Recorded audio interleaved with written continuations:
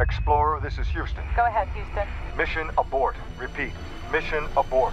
Explorer, this is Kowalski confirming visual contact with debris. Debris is from a BSE sat. Repeat. I have Dr. Stone requesting faster transport. We have to go. We have to go, go, go.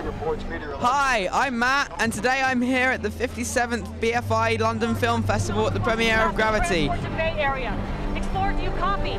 Explorer, permission to retrieve Dr. The film stars Sandra Bullock as a medical engineer and George Clooney as an astronaut. They both have to survive in space after a terrible accident 372 miles above the Earth. Remember, life in space is impossible. Hands out! Hands out!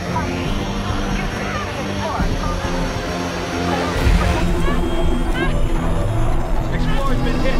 6 minutes would be too much for me. 6 minutes in space for me is more than enough.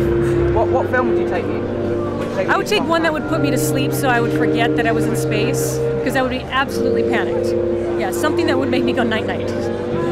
What was it like training for the movie? Did he have to do some real training like an astronaut? Oh yeah, no, not so much astronaut because we weren't really floating in space, but I had to do physical training because I had to train my body in a muscular way to contort and bend and hold it as though I was effortlessly floating in space. So to not look like I was shaking because the muscles weren't holding together. I had to make it look easy and like I've done this all my life and that we were in zero-G. So we had about 5-6 months of training before I shot. So what kind of preparation did you have to do for Gravity? Well, fortunately I didn't have to do the physical preparation that Sandra Bullock did because she had to train for months on end. But you know, we had to invent a huge amount of technology to make it possible. In order to create the illusion of being in space, of zero-G, we had to literally build prototypes. So there was a lot of research and development. And then we shot for roughly 60 days. And then after that, there was around 1.5 years of visual effects. So you know, it was a long process, but rewarding. Dr. Stone requesting faster transport. How did you come up with the idea of having a thriller film set in space? You know, it's one of those things that I always, since I was a kid, I wanted to be an astronaut. So I knew that I wanted to do a film in space. And then the idea of having one character insulated in space always intrigued me. So that was the point of departure. So you had to wait 4 years for the technology to catch up to make the film. Did the technology come about to make the film come about because of your ambitions?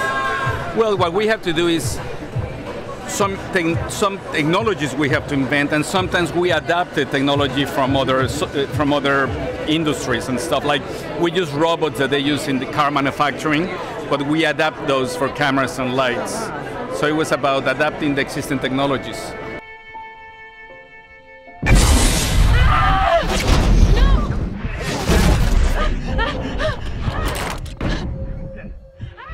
Because the film's set in space, was it hard to use your imagination so much to help you act? That's a good question. I learned how to reuse it. I think when you're a child, you know how to use your imagination so well, and then you become an adult and you lose that very important part of yourself. And I was just reminded, I kept saying, look at my son. He makes up characters, scenarios, they're all very real. Figure out how to get back to that. And you do. You figure out how to use your imagination. Thank you so much. Great questions. Thank you.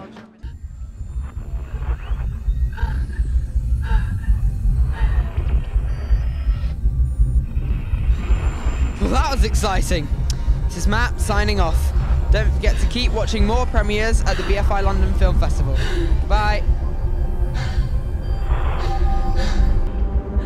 Houston, this is Mission Specialist Ryan Stone. I am off structure and I am drifting. Do you copy?